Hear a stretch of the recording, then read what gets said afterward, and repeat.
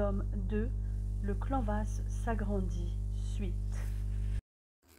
Lundi 14 février 2000. Éléonore était d'après-midi.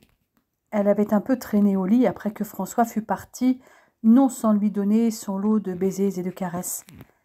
Elle s'apprêtait à prendre son petit déjeuner après sa séance de yoga, quand la sonnette retentit. Lorsqu'elle ouvrit la porte, elle se trouva nez à nez avec un énorme bouquet de roses rouges qui cachait le livreur. Passé l'instant de surprise, elle vit le livreur qui la dévorait des yeux, bouche bée, puis qui se reprit. « Madame Vasse ? Oui, c'est moi. Eh bien, voici, c'est pour vous, et bonne Saint-Valentin. Il a bien de la chance, je prendrai bien sa place. »« Merci, répondit-elle un peu surprise. Mais désolée, la place est prise. » Elle rentra avec l'énorme bouquet, le mit dans un vase et découvrit l'enveloppe cachée au milieu des fleurs. « Pour la femme la plus belle, la plus sensuelle, mon trésor, ma vie, je t'aime comme un fou. François. »« Mon amour, moi aussi je t'aime comme une folle, pensa-t-elle. » Elle n'allait pas le revoir avant 21h30, le temps de redescendre de Bois-Guillaume. Elle lui laissa un mot juste à côté du vase. « Tu es celui que j'attendais, l'homme de ma vie, mon prodigieux amant, mon merveilleux mari. Je t'aime passionnément, éperdument, Éléonore. » Elle rentra un peu avant 21h30. Quand elle ouvrit la porte, elle resta bouche bée. Il y avait des bougies partout, et François l'attendait près de la table, joliment décorée, pour un dîner aux chandelles. Elle se suspendit à son cou pour un long baiser. Il la débarrassa de son manteau et l'invita à s'asseoir. Il avait fait livrer un repas gastronomique pour eux deux. Ils se dévorèrent des yeux autant qu'ils mangèrent les plats. À la fin du repas, Éléonore lui remit un album photo qu'elle avait fait imprimer avec les plus belles photos de leur couple. Ils passèrent un moment l'un contre l'autre sur le canapé à regarder les clichés et à évoquer leurs souvenirs communs. Éléonore finit par enlever l'album des mains de François et s'installa sur lui pour l'embrasser. Elle commença à déboutonner sa chemise pendant qu'il ôtait son t-shirt et son soutien-gorge. Il la serra contre lui, caressant son visage et couvrant son cou de baisers qu'Éléonore lui rendait avec la même fougue. Il l'allongea pour mieux l'embrasser dans le cou, puis il remonta jusqu'à sa bouche pour glisser sa langue entre ses deux lèvres entr'ouvertes. Éléonore, les yeux fermés, respirait rapidement. À nouveau, il l'embrassa, caressa un de ses seins et en agaça le mamelon. La jeune femme se mit à gémir et ouvrit les yeux. Le sexe soudain durci, François continua à la caresser, à l'embrasser. Désireux plus que jamais de provoquer son plaisir, il effleura la rondeur de son sein, le creux de sa taille, la courbe de sa hanche, sa cuisse, la faisant tressaillir sous ses caresses. Il descendit plus bas, puis revint vers sa poitrine. François se souleva pour la regarder. Éléonore lui sourit. Il embrassa chaque partie de son visage. Il la contempla de nouveau en silence, puis ferma les yeux et recommença ses baisers, redescendant vers ses seins pendant que ses mains suivaient le contour de ses épaules et de ses bras. Éléonore attendait, les lèvres entr'ouvertes. Quand il prit un mamelon dans sa bouche, elle gémit en sentant croître son désir. Elle se pressa contre lui, haletante. Il remonta pour explorer sa bouche, puis redescendit vers l'autre mamelon, pendant que sa main descendait vers son ventre, vers sa hanche, puis l'intérieur de ses cuisses. Abandonnant le mamelon, sa bouche descendit vers son pubis. Puis il releva la tête pour la regarder. Le dos arqué, Éléonore gémissait plus fort. François changea de position pour glisser sa tête entre ses jambes. Il embrassa sa toison et quand sa langue toucha le sommet de l'étroite fente, elle se releva en poussant un cri, envahie par une avalanche de sensations enivrantes. Concentré sur elle pour essayer de freiner son propre désir, il posa les lèvres sur son clitoris. Éléonore poussa un cri. « François, j'ai envie de te sentir en moi. »« Tu es sûre ?»« Certaine. Viens. » Il défit son pantalon et se rallongea sur elle. La pénétra le plus doucement possible. Éléonore lui entoura la taille de ses jambes. Il commença à bouger tout doucement, d'avant en arrière, guettant les gémissements d'Éléonore. Il se retira, puis la pénétra à nouveau, plus fort cette fois, tandis qu'Éléonore poussait des cris de plaisir et que lui-même laissait échapper un cri étouffé. Au moment où le corps secoué de spasmes, il laissa libre cours à son désir, longtemps refoulé. Il se retira, puis la pénétra à nouveau le plus loin possible. Quand elle cambra le dos, il sentit que son membre viril était aspiré et caressé sur toute la longueur. Il la pénétra alors avec un total abandon. Alors il cria son prénom, sentant qu'il approchait du paroxysme. Il se retira une fois encore, et elle se souleva vers lui pour qu'il se laisse glisser en elle. Leurs deux corps se tendirent. Éléonore hurla son nom au moment où il la pénétrait totalement. Ils atteignirent ensemble le point culminant du plaisir. François se laissa tomber sur elle. Ils s'étaient donnés l'un à l'autre totalement, comme la première fois. Et comme la première fois, François en avait ressenti une jouissance incroyable. « Pour la Saint-Valentin, tu m'as gâté, mon amour, » murmura-t-il à l'oreille d'Éléonore. « Qui t'a dit que j'allais m'arrêter là ?» Elle commença à effleurer son cou avec sa langue, le faisant tressaillir. Elle poursuivit ses baisers légers, provoquant dans tout son corps des sensations fulgurantes, faisant renaître son désir. Lorsqu'elle embrassa son cou, il frémit et ferma les yeux, se livra totalement, et la jeune femme descendit plus bas, beaucoup plus bas. Samedi 26 février 2000. Le 24 février avait eu lieu l'audience de Julia devant le tribunal correctionnel. À l'issue du procès, Julia avait été condamnée à 7 ans de prison, dont 2 avec sursis et 650 000 francs d'amende. Elle pouvait faire appel. Néanmoins, pour François et Éléonore, une page se tournait. Au niveau professionnel, le CHU avait porté plainte devant l'ordre des médecins, dont le conseil n'avait pas encore statué. Mais il était certain que la néphrologue écoperait d'une sanction disciplinaire, vraisemblablement la plus lourde, la radiation pour atteinte à l'honneur de la profession. Ils avaient pris la route à 5 heures du matin ce samedi pour partir en Savoie. Éléonore fêtait traditionnellement son anniversaire à Saint-François avec ses parents et profitait de la semaine pour skier. Mais depuis qu'elle travaillait comme infirmière, elle avait moins l'occasion d'y aller qu'auparavant. Cette fois, elle n'y allait pas seule. François l'accompagnait, mais aussi Sarah et Max. Pour une fois, la Fiat Panda, trop petite pour 4 adultes, était restée au garage. Ils avaient donc pris la Ford Escort de François et Éléonore avait veillé à acheter des chaînes, en habituée de la montagne en hiver. Elle maudissait trop les touristes qui s'engageaient sur les routes enneigées sans équipement pour les oublier. Les 2 amies avaient laissé les hommes devant.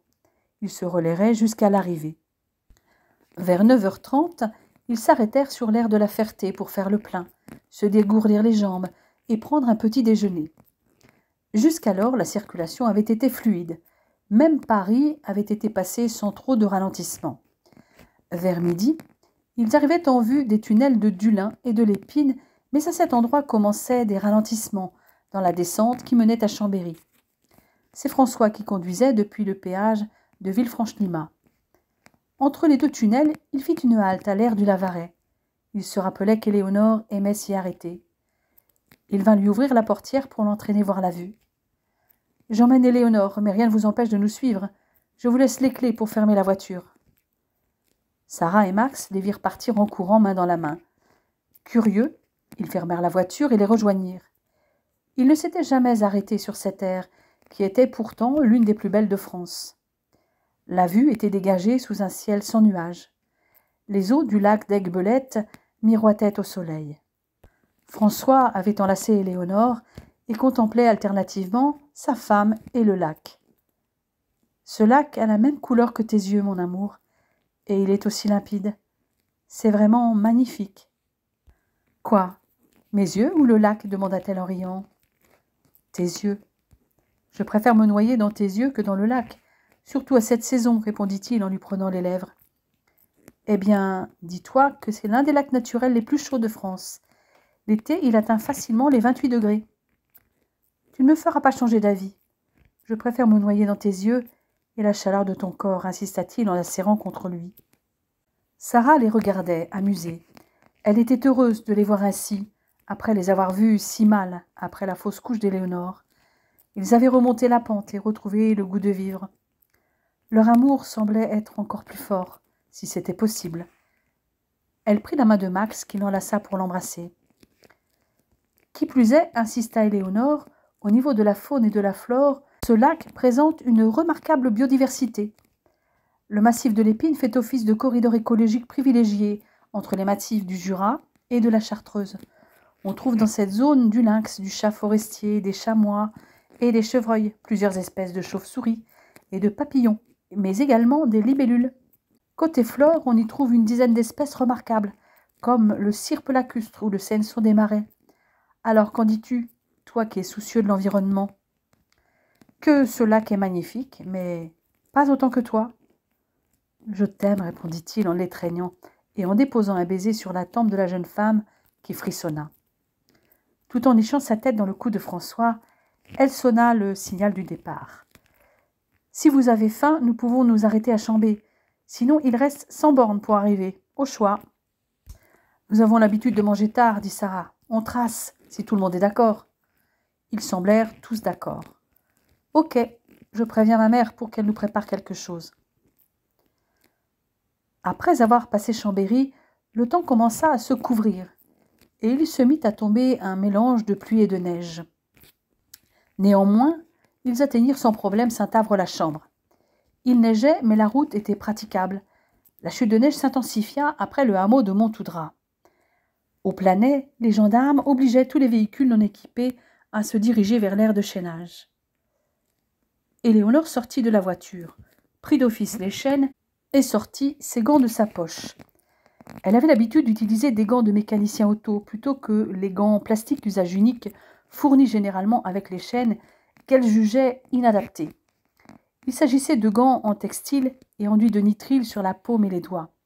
« Restez au chaud dans la voiture, à moins que vous ne vouliez apprendre à chaîner. » François, qui était au volant, descendit quand même.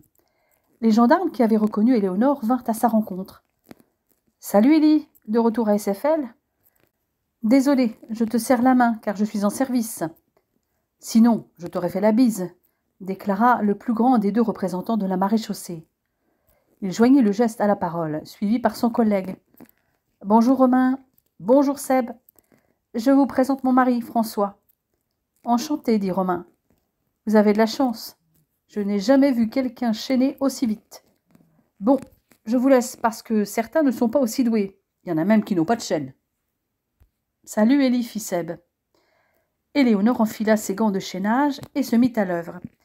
Elle fit un clin d'œil à François et lui lança. « Si tu veux, tu peux chronométrer. »« Chiche. Attends que je te donne le top départ. »« Allez, roue avant gauche, c'est parti. » Il la regarda faire en surveillant sa trotteuse.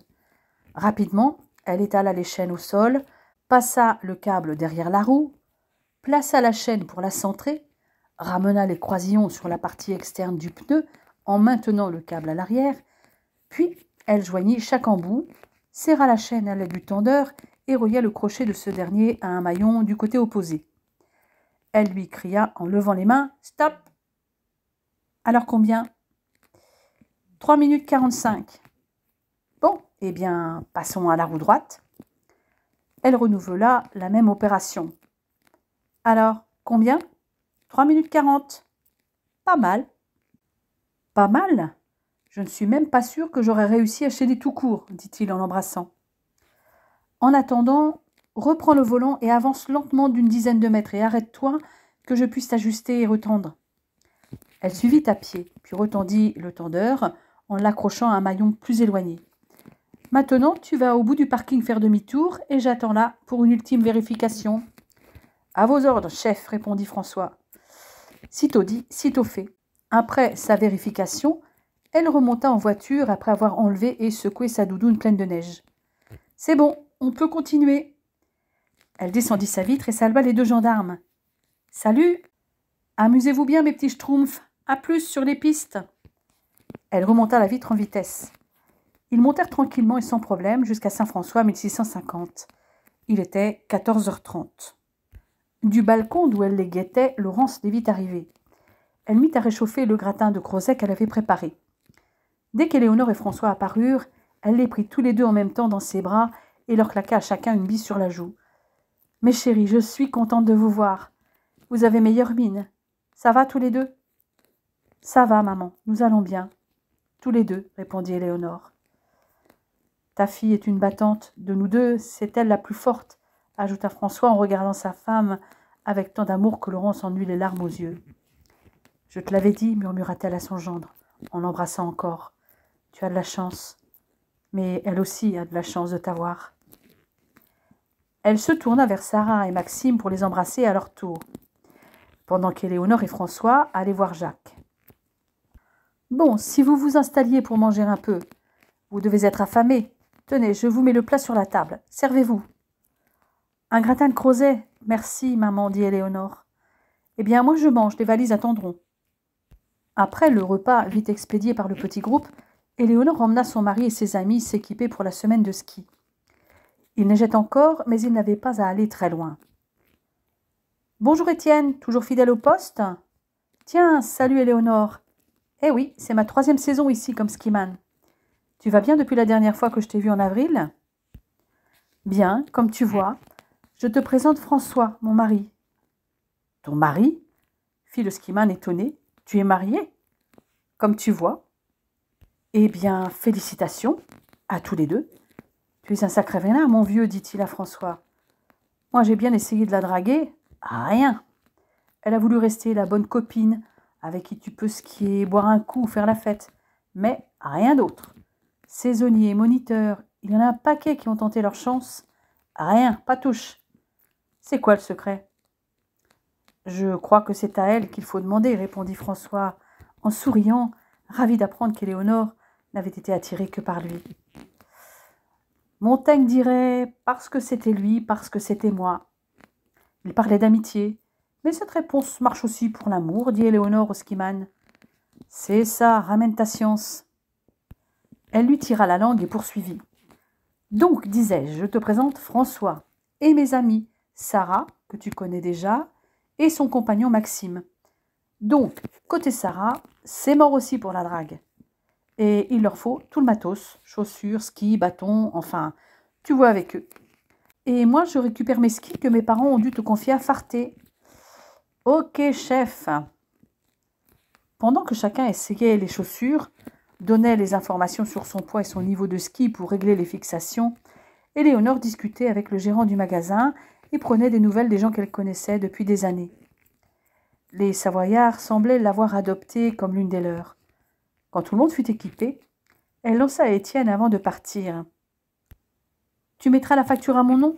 Nous nous arrangerons entre nous après. »« Pourquoi veux-tu tout mettre à ton nom ? demanda Maxime. »« Parce que j'ai droit à des réductions plus importantes que celles que vous auriez comme touriste, mon petit Max, » lui répondit-elle à voix basse avec un clin d'œil. À leur sortie du magasin de sport, la neige avait cessé de tomber, provisoirement, car le ciel était encore plombé à l'horizon. Le petit groupe alla porter le matériel dans le local à ski, dans le placard réservé à la famille Ducet. Et maintenant, direction la caisse à forfait. Après, nous serons tranquilles. Je préfère vous y emmener maintenant, car d'ici une demi-heure, l'afflux des touristes va s'accroître. En plus, nous sommes en plein dans la période de vacances de la zone A, celle des Parisiens. Il y avait déjà quelques personnes devant eux, quand ils arrivèrent au guichet des remontées mécaniques. Mais dans les minutes qui suivirent, derrière eux, la queue s'allongea considérablement. Pendant qu'ils étaient près de la maison du tourisme, Éléonore en profita pour aller consulter la météo de la station. « Eh bien, il va neiger toute cette nuit et beau temps à partir de la fin de la matinée demain. Je ne sais pas pour vous, mais moi, ça m'irait très bien de paresser un peu au lit demain matin et de ne skier que l'après-midi. » Moi aussi, ça m'irait très bien de rester au lit plus longtemps après la route d'aujourd'hui, dit François, en serrant sa femme contre lui, avec une petite lueur dans ses yeux bleus qui en disaient long sur ses réelles intentions. « Si vous croyez qu'on ne vous voit pas venir tous les deux... »« Mais ce plan nous convient à nous aussi, » répliqua Sarah. « N'est-ce pas, Max ?»« Moi, je suis d'accord pour dormir un peu plus longtemps, » répondit ce dernier, en faisant semblant de bâiller. « Je n'ai pas l'intention de faire autre chose. »« C'est ce qu'on verra, » lui murmura Sarah. Éléonore leur fit faire un petit tour de la station où les projets de construction fleurissaient. Nul doute qu'elle allait changer dans les années qui viendraient. François avait un peu de mal à reconnaître la station qu'il avait vue mi-mai. Il y avait heureusement certains points de repère fixes, comme le télésiège de la Lune bleue. Mais la route qui passait devant avait disparu sous la neige, occupée maintenant par les skieurs et les piétons. La petite route qui menait à Saint-François 1450 était une piste verte, tout comme la route du col de la Madeleine. Le centre de la station, en cette fin d'après-midi, commençait à être noir de monde entre les skieurs qui rentraient avant l'arrêt des remontées mécaniques et les touristes qui arrivaient pour la semaine ou parfois plus. Rien à voir avec le mois de mai où François n'avait vu que des locaux. Max découvrait la station, une station à taille humaine, plutôt familiale, mais où il y avait tout le nécessaire avec toutes sortes de commerces et services. Bars, restaurants, crêperies, banques, cabinets médicaux, pharmacies, discothèques, cinéma, etc. « Pourquoi le cinéma s'appelle-t-il Fanny » demanda Max. « Parce que la marraine est l'actrice Fanny Cotenson. C'est elle qui l'a inauguré. Elle avait un appartement ici à l'époque, répondit Éléonore. D'ailleurs, elle n'est pas la seule célébrité à avoir fréquenté Saint-François. Jean-Claude Killy a fréquenté un temps l'école du Planet, là où j'ai chaîné la voiture. Sa mère était venue s'installer à la station basse en 1951, après son divorce, venant de Val d'Isère avec ses 3 enfants. Jean-Claude a ensuite fréquenté le collège de Saint-Jean-de-Maurienne. Et le futur champion olympique s'est entraîné sur les pentes du Roc Noir. Le téléski qui emmenait les skieurs au sommet était à l'époque le plus long, le plus rapide et le premier de Savoie. Et sur cette piste, il y avait un angle fatal à bien des débutants. Un des moniteurs de la station a skié avec lui quand ils étaient gosses. Je vous le présenterai si vous voulez. Ce serait chouette, répondit Max. En tout cas, la station est sympa et facile d'accès. Quand je pense aux kilomètres de départemental qu'il faut se taper pour arriver jusqu'à certaines stations, là c'est rapide. Exactement 12 kilomètres à parcourir après la sortie de l'autoroute, précisa Éléonore. C'est vrai que c'est plus compliqué d'aller en face, en montrant la direction des vallées d'Arves et des Villars. Mais j'espère qu'ils ne vont pas voir trop grand et faire de cette station une usine à ski. Après une bonne douche, ils étaient tous prêts pour se rendre au restaurant où les parents d'Éléonore avaient réservé pour son anniversaire. La Bouelle du Dahu était toute proche et il ne leur fallut pas plus de 5 minutes pour s'y rendre. Il avait recommencé à neiger et si le bulletin météo avait dit vrai, c'était parti pour toute la nuit. Le ballet des dameuses avait commencé. Leur phare était visible depuis le centre de la station. Patricia, la gérante, les accueillit avec son éternel sourire. Comme à chaque fois, le restaurant affichait complet. Les parents d'Éléonore étaient des habitués et y fêtaient l'anniversaire de leur fille chaque année. Parfois en avance ou en retard selon les aléas du planning de l'infirmière. Cette fois, c'était le jour J et la famille s'était agrandie. Ils commandèrent les apéritifs. Éléonore, en sirotant son spritz, posait beaucoup de questions à Patricia sur les événements survenus à Saint-François depuis son dernier séjour avec François, peu de temps avant leur mariage. 2 nouvelles résidences étaient en construction à proximité du téléski du Marquis et d'autres projets immobiliers allaient voir le jour pour créer un nouveau quartier dans cette zone, le quartier des Longes. Un télésiège 6 places débrayables remplacerait dès 2001 les téléskis du Marquis et du Roc Noir. Un parcours aventure dans les arbres devait ouvrir au début de l'été au-dessus du Bujon. Et surtout, l'autoroute de Maurienne allait bientôt être achevée, la liaison se faire par le tunnel routier du Fréjus, facilitant le passage en Italie en toute saison. Éléonore et François donnèrent des nouvelles de la famille Vasse à Laurence et Jacques. Un nouveau membre allait peut-être intégrer la famille. David, qui dans le cadre de son travail d'ingénieur en énergie renouvelable allait souvent en Écosse, y avait rencontré une jeune femme, elle-même chef de projet dans l'éolien. Il semblait que ce soit du sérieux. Et chez les Vasse, un mariage peut se décider très vite, dit Éléonore avec un grand sourire à l'attention de son mari. Tout en dégustant les plats savoyards qu'ils avaient ensuite choisis les uns et les autres, ils continuèrent à évoquer les événements des derniers mois, comme la mission de François au Kosovo et l'expédition d'Éléonore pour le rejoindre. Vint le moment du dessert. Chacun choisit ce qu'il voulait, mais celui d'Éléonore fut amené à part par Patricia, surmonté de bougies étincelles avec le chant traditionnel, entonné par tous les clients et le personnel du restaurant. Éléonore remercia tout le monde et souffla les bougies. Elle reçut les cadeaux de chacun, une nouvelle veste et un nouveau pantalon de ski de ses parents, 2 places pour le concert du 24/7 World Tour de Tina Turner, à Saint-Denis le 5 juillet de la part de Sarah et Max. Elle les embrassa. François attendait son tour.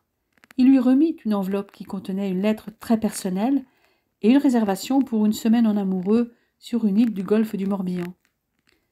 Nous pourrons au passage nous arrêter à Ducey. Nous y avons d'excellents souvenirs. La lettre, tu la liras quand nous serons rentrés. Et, comme cadeau dès ce soir, je te propose une nuit d'amour, lui susurra-t-il en lui mordillant l'oreille. Elle se jeta à son cou pour un long baiser sous les yeux attendris de tous.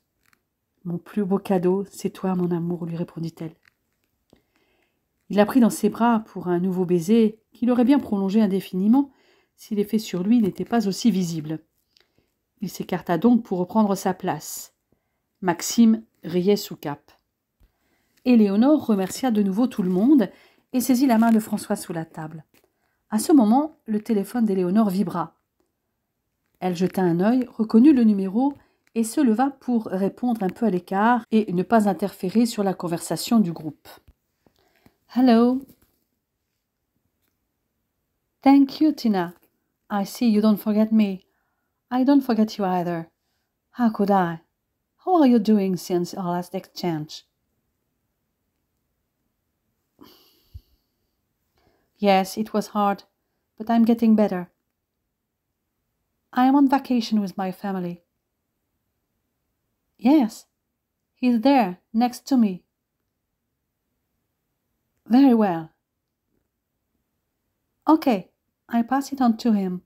Goodbye, Tina. And thank you again. Good night. Lorsqu'elle revint, elle se pencha alors à l'oreille de François. Tina te passe le bonsoir. Elle espère un jour faire ta connaissance. J'y compte bien, répondit-il en souriant à l'amour de sa vie. C'est qui cette Tina? Je la connais? Demanda Max. Oui, tu la connais, dit François. C'est bizarre. Je ne me souviens pas avoir rencontré une fille qui s'appelle comme ça. Pour moi, il n'y en a qu'une, rétorqua Max. Sarah était morte de rire en le voyant se triturer les méninges. C'est justement celle-là dont il est question, chérie, lui dit-elle en riant. Non, fit-il ébahi. Remets-toi, Max, fit François. Éléonore et elle sont restées en très bons termes depuis quelques années déjà. Il va falloir t'y faire. Et chaque jour de l'an, elle reçoit aussi un message d'un ancien amoureux, ce qui me plaît un peu moins. Ah bon? Qui ça? Michael? Prince? Ni l'un ni l'autre, répondit Éléonore. C'est Robbie Williams. Même Sarah fut surprise par cette révélation.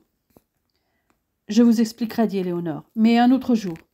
François en est très jaloux, comme vous avez pu le constater, dit-elle en regardant son mari. Et je ne veux pas le contrarier en parlant de quelqu'un dont il n'a absolument rien à craindre et que je considère plutôt comme un petit frère très turbulent et qui a besoin qu'on lui remonte les bretelles de temps en temps. Ni Sarah ni Max n'insistèrent ce soir-là pour en savoir plus. Ils mangèrent leur dessert et certains prirent un café. Patricia vint leur offrir un génépi et trinqua avec eux en l'honneur d'Éléonore. Quand ils rentrèrent dans l'appartement, Éléonore et François avaient hâte de se retrouver dans leur chambre. Sarah leur fit un clin d'œil. « Eh bien, moi, je suis vannée. Je vais me laver les dents et au dodo. Si vous voulez passer avant les lapinous, je vous laisse la place. » « Merci, Sarah. Ce n'est pas de refus, dit Éléonore avec reconnaissance. Nous ne serons pas longs. »« Ça, je n'en doute pas, murmura Maxime à sa compagne d'un air entendu. Il y a urgence. » Quand François se retrouva enfin seul avec sa femme, il ne put résister. Il la déshabilla précipitamment et elle l'aida pour aller plus vite. Elle lui enleva son pull et son t-shirt pendant qu'il se débarrassait du reste. Il se pencha pour prendre un mammon entre ses lèvres. Elle se pressa contre lui.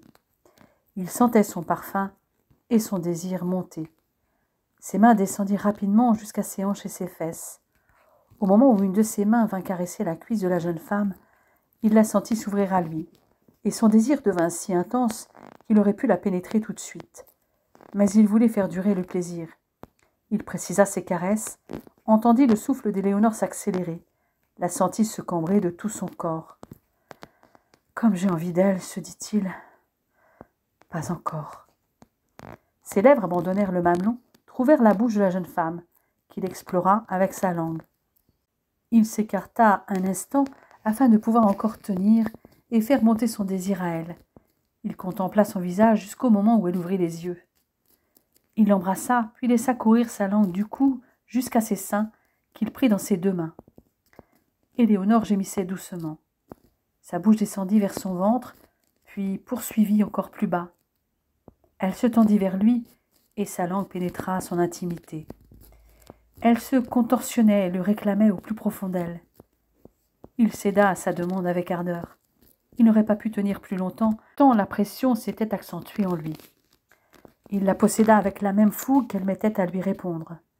Il sentait la caresse de son vagin à chaque va-et-vient sur toute la longueur de son sexe, et la légère contraction de ses muscles pour accentuer la pression de cette caresse. En même temps, ils atteignirent le paroxysme de leur plaisir. Tous deux restèrent un long moment immobiles, soudés. Ils étaient trop épuisés pour bouger, et en outre, Éléonore aimait le poids du corps de François sur le sien. Puis, il roula sur le dos et la contempla tout en caressant son corps alangui. Et ces caresses réveillèrent leur désir à tous deux. Dimanche 27 février 2000. La neige tombait encore, moins abondamment que la veille. Il en était tombé plus de 20 centimètres dans la nuit. Éléonore s'était réveillée vers 7h30 et, sans faire aucun bruit, avait fait sa séance de yoga matinale. Quand François ouvrit les yeux, elle était en grand écart facial sur le sol, la tête appuyée sur ses mains, en train de lire la lettre qu'il lui avait remise la veille. « Mon amour, ma vie, ça fait seulement moins d'1 an que j'ai la chance de partager ta vie, mais tu y as pris une place centrale. 10 mois de mariage, mais seulement 4 ensemble à cause de ma mission au Kosovo. Cela peut paraître peu, mais ces mois passés à tes côtés et ceux passés loin de toi n'ont fait que renforcer mon amour. Il s'est passé tant de choses depuis notre première rencontre. Je t'ai écrit des SMS, des mails, mais je voulais t'écrire une vraie lettre d'amour pour ton anniversaire, le premier que je passe à tes côtés. J'ai envie d'être avec toi pour tous les suivants et à chaque événement important de ta vie. Je veux continuer à vivre avec toi tous ces petits riens, des petits et des grands bonheurs, être avec toi dans les moments difficiles comme ceux que nous avons déjà vécus. J'aimerais arrêter le temps pour profiter avec toi de tous les moments privilégiés passés ensemble. Cela va peut-être te paraître démodé d'écrire une lettre d'amour, mais avec toi, tout est différent. Tu as tout pour toi. Tu es belle, intelligente, toujours souriante, à l'écoute, surprenante. Et j'ai beau chercher, je ne te trouve pas de défaut. Grâce à toi, mon existence a pris un tour inattendu. Tu as donné un sens à ma vie. Avec toi, tout est plus beau, plus vivant. Tu me fais sourire chaque jour par ta bonne humeur, ta créativité dans beaucoup de domaines. Tu fais vibrer mon cœur, ce cœur qui avant toi battait au ralenti. Tu es mon oxygène. Je te remercie d'avoir gardé cette place libre pour moi auprès de toi. Tu es la femme de ma vie, et pour te garder, je veux te conquérir chaque jour qui passe et chaque jour qui passera. Les mots me manquent pour te dire tout ce que je ressens. Il faudrait que j'invente de nouveaux verbes, mais je n'en connais qu'un. Aimer, qui paraît si banal. J'aime mon métier, j'aime la montagne, j'aime le tiramisu. Un même verbe pour des choses différentes. Ce verbe est insuffisant pour exprimer la force de mon amour, ce que je ressens auprès de toi. Je t'aime comme un fou, et je n'ai jamais été si bien de toute ma vie. Avec toi, tout paraît si simple. Je ne me pose aucune question. J'ai envie de hurler que je t'aime, que je n'ai jamais éprouvé un sentiment aussi fort. Je t'ai aimé au premier regard, au premier contact de nos mains ce mardi 30 mars 1999. Ce jour-là, j'ai su que tu étais celle que j'attendais, faite pour moi. Je ne pourrais plus imaginer ma vie sans toi. Je t'ai imprimée dans ma peau, dans mon âme, et tu n'en ressortiras jamais. À toi, je peux ouvrir mon cœur sans retenue, sans pudeur, sans peur. Je suis raide dingue de toi, mon amour. Je veux des étoiles dans les yeux, des papillons dans le ventre, des sourires et des rires partagés avec toi. Je veux tes baisers, ta main dans la mienne, te faire l'amour et en perdre haleine. Je veux que ce bonheur d'être à tes côtés ne s'arrête jamais. C'est ton anniversaire, mais le plus beau cadeau, c'est moi qui l'ai. Tu es le cadeau le plus précieux que j'ai reçu dans ma vie. Tu es la femme que j'aime, celle qui me rend heureux, dont je suis fou amoureux. J'ai une chance incroyable puisque tu m'aimes également, d'un amour sincère et réciproque. J'ai envie de crier au monde entier que tu es la femme de ma vie. Mon bonheur aujourd'hui, c'est toi, c'est nous, c'est l'intensité de notre amour. La vie n'étant pas un long fleuve tranquille, il y aura peut-être des vagues, des épreuves, des douleurs à surmonter, mais nous affronterons les bas ensemble et les hauts ne seront que plus beaux, plus forts. Nous en avons les moyens, nous l'avons déjà expérimenté. Tu es la femme de ma vie, de mes envies et de mes rêves, de mon présent et de mon avenir. Ensemble, je te promets que nous serons heureux et je ferai tout pour rester le seul et unique homme que tu aimes, l'homme de ta vie, François. Il la contempla un long moment avant qu'elle réalise qu'il était réveillé. Elle releva la tête et le regarda, les yeux pleins de larmes. Elle se releva pour venir se recoucher auprès de lui. « François, cette lettre est magnifique. Je n'ai jamais lu quelque chose d'aussi beau et émouvant. Tu dis ne pas avoir de mots assez forts pour exprimer ce que tu ressens. Moi non plus, je n'ai pas de mots assez forts pour exprimer tout cet amour, ce bonheur d'être avec toi. Moi non plus, je n'oublierai jamais ce 30 mars. Et mon plus beau cadeau, c'est toi. Tu resteras mon seul amour, ma vie. » Elle posa sa tête sur sa poitrine, bercée par les battements de son cœur, pendant qu'il caressait ses cheveux, puis son visage. Elle se redressa pour le regarder dans les yeux. « Je t'aime, François. Je t'aimerai toujours, quoi qu'il arrive dans nos vies. Moi aussi, je ferai tout pour te conquérir chaque jour, pour te garder et rester la seule femme de ta vie. Je serai prête à me battre pour toi. » « Mon Éléonore, en mode guerrière, dit François avec un sourire attendri. « Je me battrai contre toutes les Julia qui essaieraient de te séduire. »« Et moi, contre un certain Gianmarco qui attend son heure, répliqua-t-il en roulant sur elle et en commençant à couvrir son visage de baisers.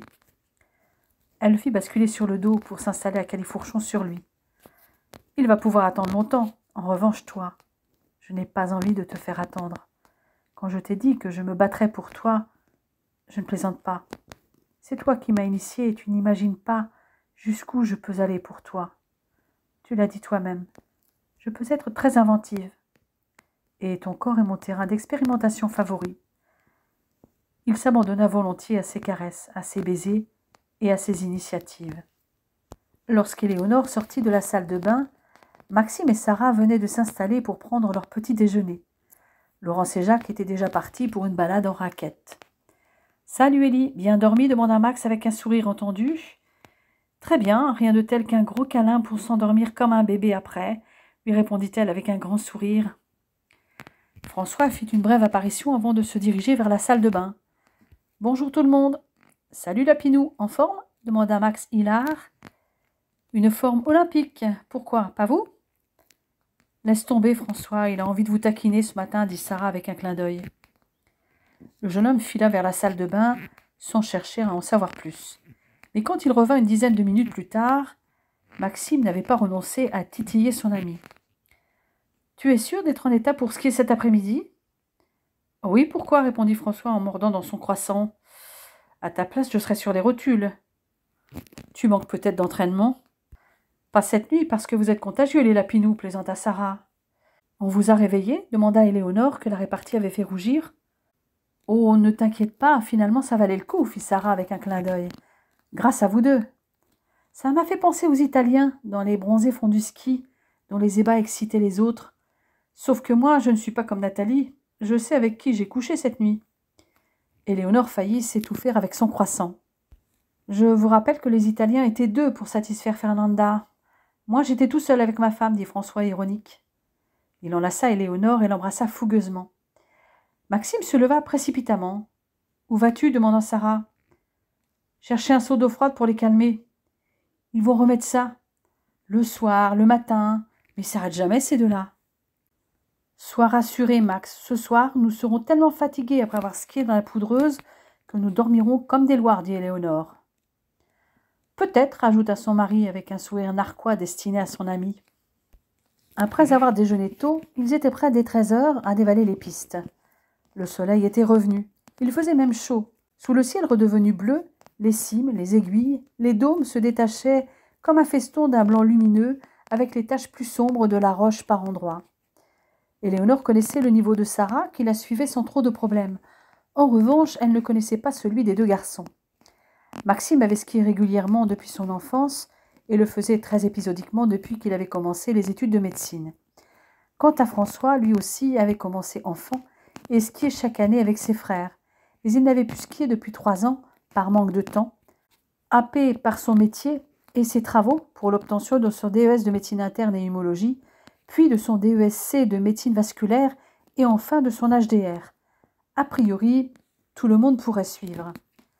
Pour commencer en douceur, elle les emmena jusqu'aux Clochettes par le chemin de 1450 où ils prirent le télésiège, l'occasion de se serrer contre François.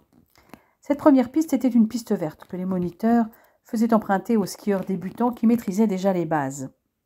Elle les emmena ensuite sur le Marquis, une piste bleue qui permet de redescendre jusqu'à la Lune bleue, qu'ils empruntèrent pour ensuite prendre le téléski du Rocher Blanc, pour descendre la Bartavelle et la dernière partie de la Platière.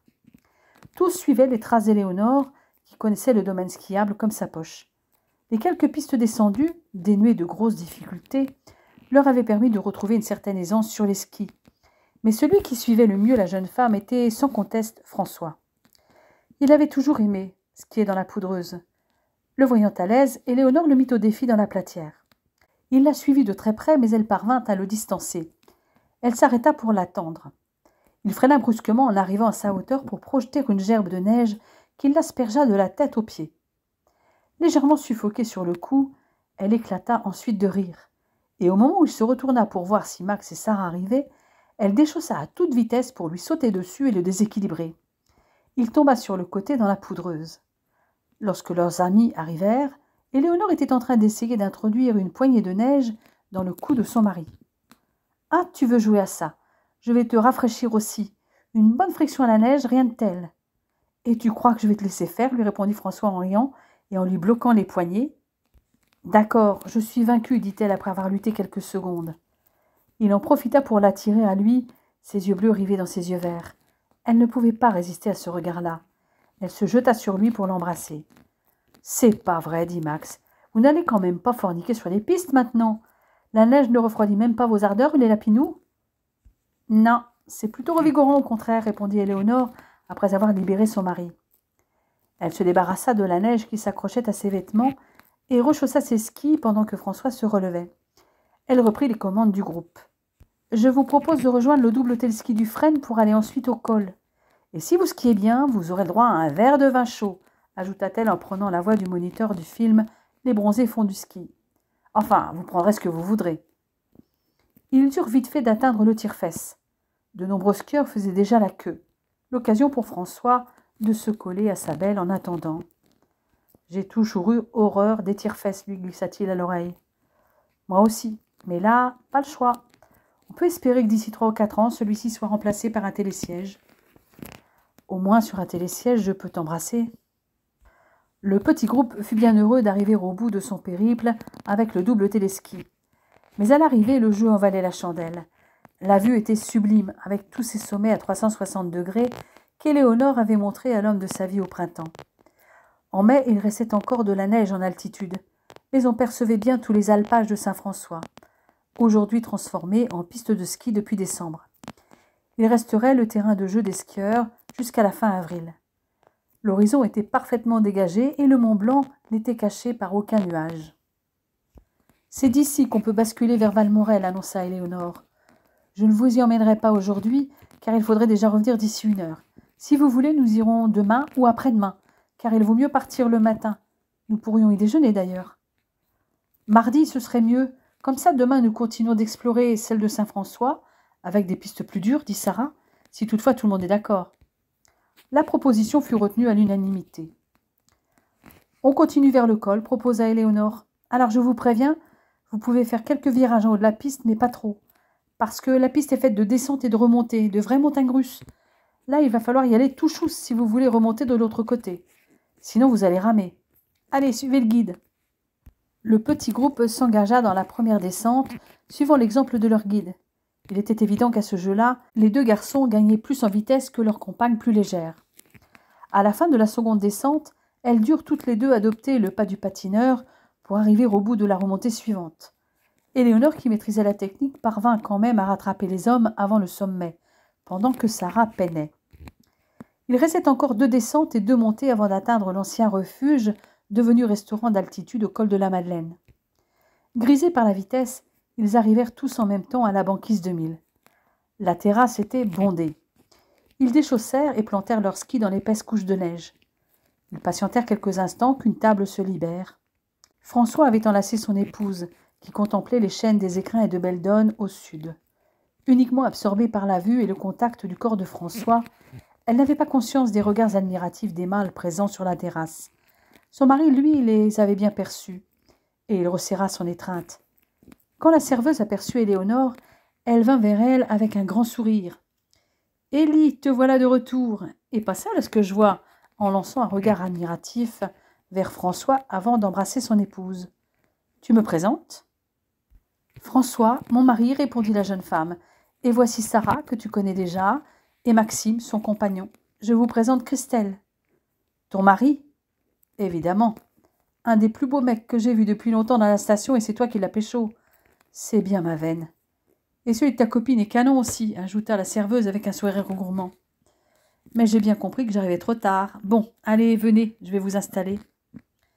Tous les 4 restèrent une petite heure au soleil, confortablement installés dans les transats en sirotant leur boisson.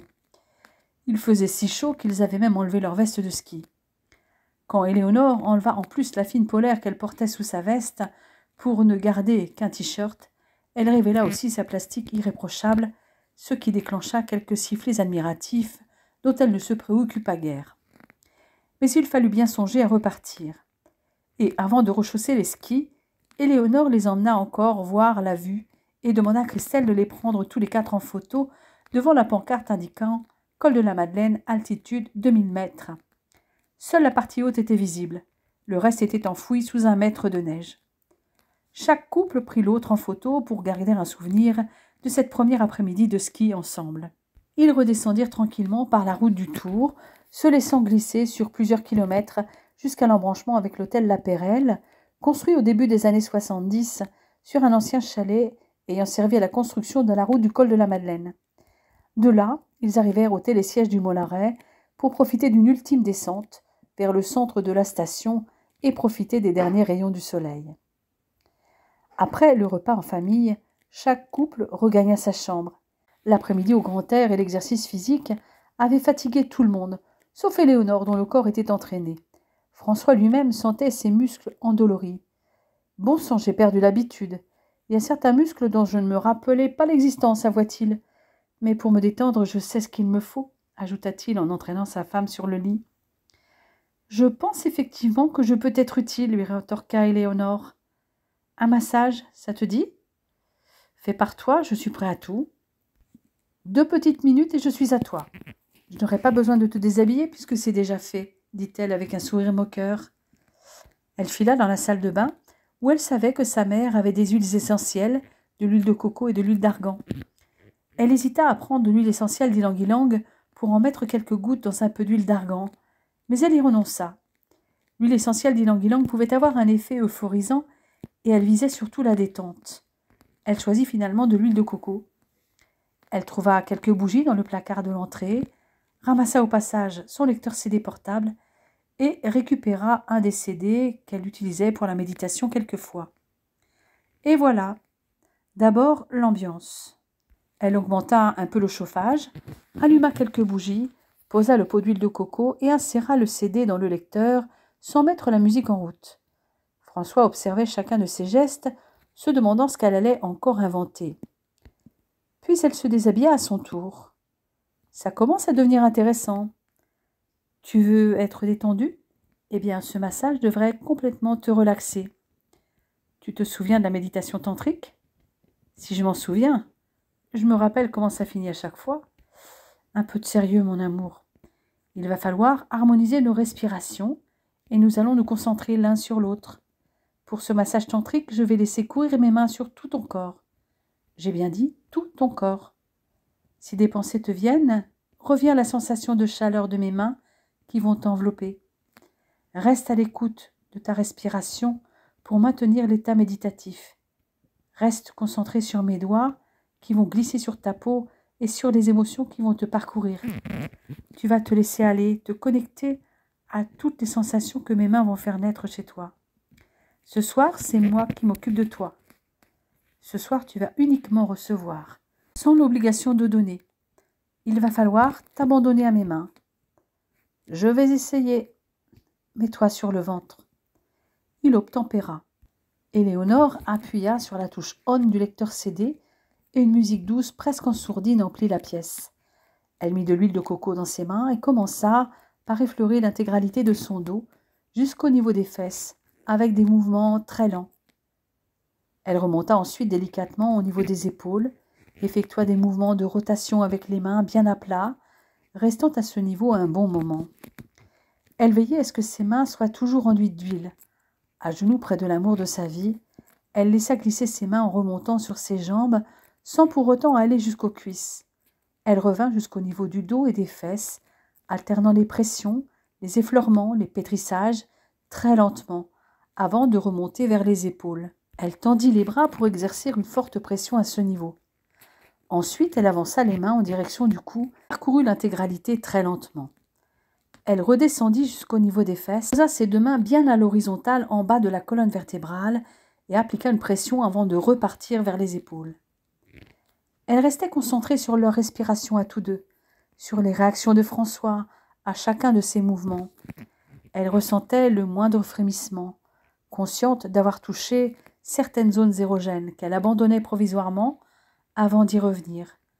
Le massage évoluait en fonction de la réaction du corps de François aux différents types de touchés et aux différentes pressions. Une fois le massage de la partie arrière du corps terminé, elle demanda à François de se mettre sur le dos pour s'occuper de la partie avant du corps. Elle lui mit un oreiller sous la tête, un au niveau des genoux et un autre au niveau des hanches. Avec délicatesse et sensualité, elle massa le haut de son corps jusqu'à toucher son sexe.